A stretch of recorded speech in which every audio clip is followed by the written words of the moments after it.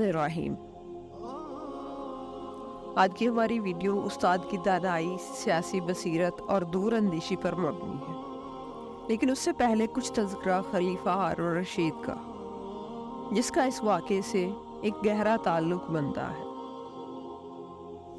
خلیفہ ہارون رشید وہ خلیفہ جس کو الف لیلوی کہانیوں کا خلیفہ کہا جاتا ہے۔ الف لیلہ کی کہانیاں خلیفہ ہارون رشید کی وفات کے بعد تخلیق پائیں، لیکن ان کہانیوں میں زیادہ تر اہم کردار ادا کرنے والا وہی خلیفہ ہے جو رات کے وقت بھیس بدل کر بغداد کی گلیوں میں لوگوں کے حالات معلوم کرتا ہے اور ان کے مسائل حل کرتا ہے۔ ہارون رشید کا دور خلافت 26 سے 28 سال پر محیط ہے۔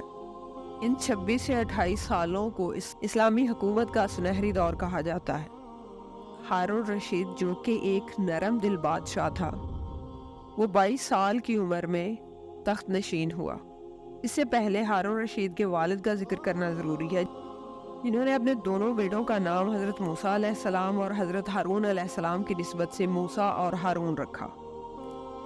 بڑے بیٹے سے حلف لیا گیا کہ وہ اپنا دین مقرر کرے گا ہارون رشید کو، لیکن چونکہ وہ صاحب اولاد تھے اور ان کے دل میں یہ خواہش جاگی کہ وہ اپنے بیٹے کو تخت نشین مقرر کریں گے، اپنا جانشین مقرر کریں گے، اور ہارون کو یہ عہدہ نہیں دیا جائے گا۔ لیکن ہارون کی والدہ الخیزران، جن کا نام بتایا جاتا ہے، جو کہ ایک کنیز تھیں، ان کی دلی خواہش تھی کہ ہارون تخت پر بیٹھے۔ خیر، موسیٰ کی وفات کے بعد ہارون کو تخت نشین کیا گیا۔ ہارون اور زبیدہ جو کہ ان کی بیوی تھیں اور جو کہ ایسی خاتون تھی جنہوں نے عملی طور پر اسلام کی خدمت کرنے اور فلاحی کام کرنے کا اعزاز حاصل کیا اپنے شوہر کے ساتھ مل کر، اور انہوں نے یہ اعزاز ایسے حاصل کیا کہ انہوں نے سب سے پہلے حاجیوں اور زائرین کے لیے جگہ جگہ پر پانی کا انتظام کیا تاکہ حج اور عمرہ کے لیے آنے والوں کو کسی جگہ پانی کی قلت کا سامنا نہ ہو۔ یہ ان کی سب سے بڑی کاوش تھی۔ پھر اس کے بعد قاضی کا عہدہ ہارون رشید نے متعارف کروایا تھا۔ کیونکہ قاضی پہلے بھی ہوتے تھے، لیکن قاضی کو بہت زیادہ مراد دینے کا اور انہیں اچھی تنخواہ دینے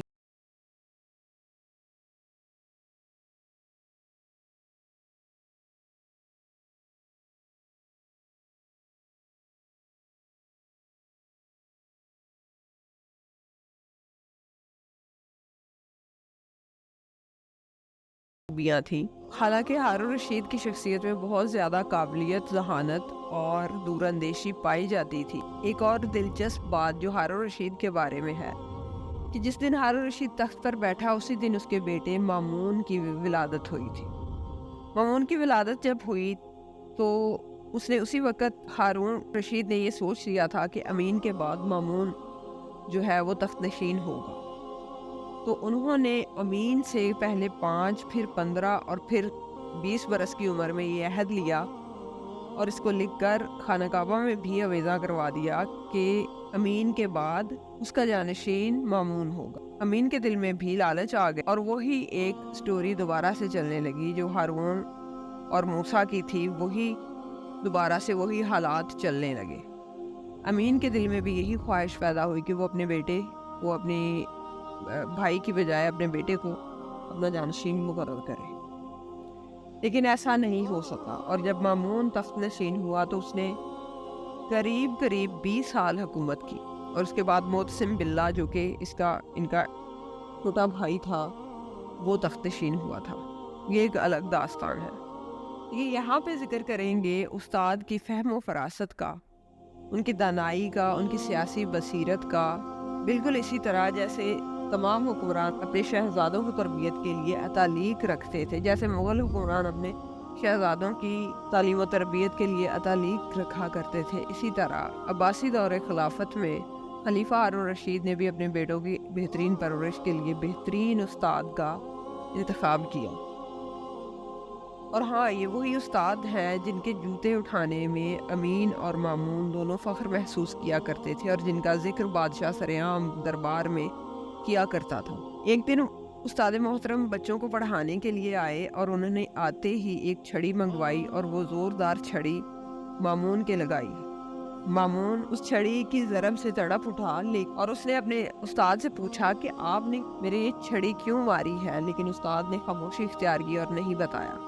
इसके बाद भी बारहा मौक़े आए और मामून ने उस्ताद मोहतरम से इंतहाई मुअद्दबाना लहजे में पूछा कि उस्ताद मोहतरम आपने ये एक मरतबा मेरे छड़ी मारी थी, तो वो आपने क्यों मारी थी? तो उस्ताद ने खामोशी ही इख्तियार की। लेकिन जब मामून तख्त नशीन हुआ तो उसने उस्ताद को बुलाया और पूछा कि जनाब अली, आपने जब मैं छोटा था तो मेरे एक ज़ोरदार छड़ी लगाई थी जिसकी ज़रब मैं आज भी महसूस करता हूँ, और मेरे दिल से ये ख्याल नहीं जाता कि आपने मुझे वो छड़ी क्यों मारी थी, मेरा क्या कसूर था। तो उस्ताद मोहतरम ने कहा कि ये बात मुझे पहले ही मालूम थी कि तुम एक दिन बादशाह बनोगे और तुम्हें उस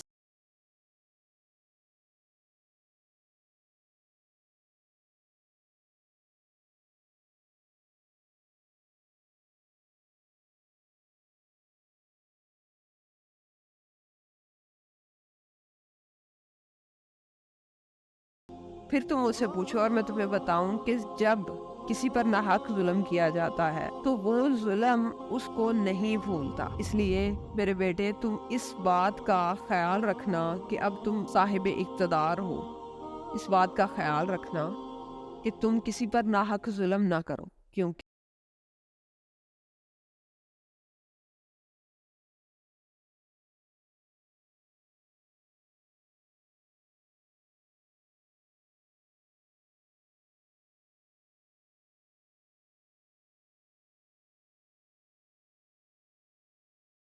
जुल्म वाला रवैया